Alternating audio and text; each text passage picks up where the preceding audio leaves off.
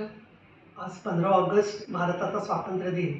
विधान भवनामध्ये आज ध्वजारोहण आमचे अध्यक्ष राहुल नार्वेकर आणि त्यांच्या हस्ते झालं आणि आम्ही सर्वजण त्याला उपस्थित होतो. ज्यावेळेला तिरंगा झेंडा आपल्याला आकाशामध्ये लहरताना दिसतो, त्याला मनामध्ये अनेक भावना येतात. या स्वातंत्र्य दिनाच्या निमित्ताने मी आपल्यापैकी प्रत्येकाला शुभेच्छा देते, अभिनंदन करते आणि आपल्याला आणि भारतवर्षाला हे पुढील वर्ष जे आहे ते सुरक्षितता, स्वातंत्र्य आणि विकास याचं जावो अशी मनोकामना करते.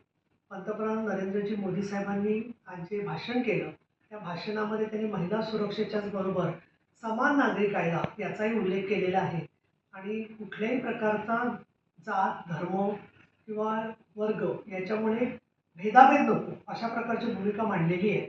त्यामुळे हे जे समान नागरी कायदा जो आहे तो अमुक एका धर्माचे अधिकार काढून देण्यासाठी किंवा वाढवण्यासाठी नाही आहे, तर सर्व धर्मातल्या महिलांना घटस्फोट, वारसा कायदा, सांपत्तिक वारसा, त्याचबरोबर दत्तक विधान या सगळ्यासाठी कुठले अन्यायकारक कायदे नसावेत यासाठी म्हणून हा कायदा आहे.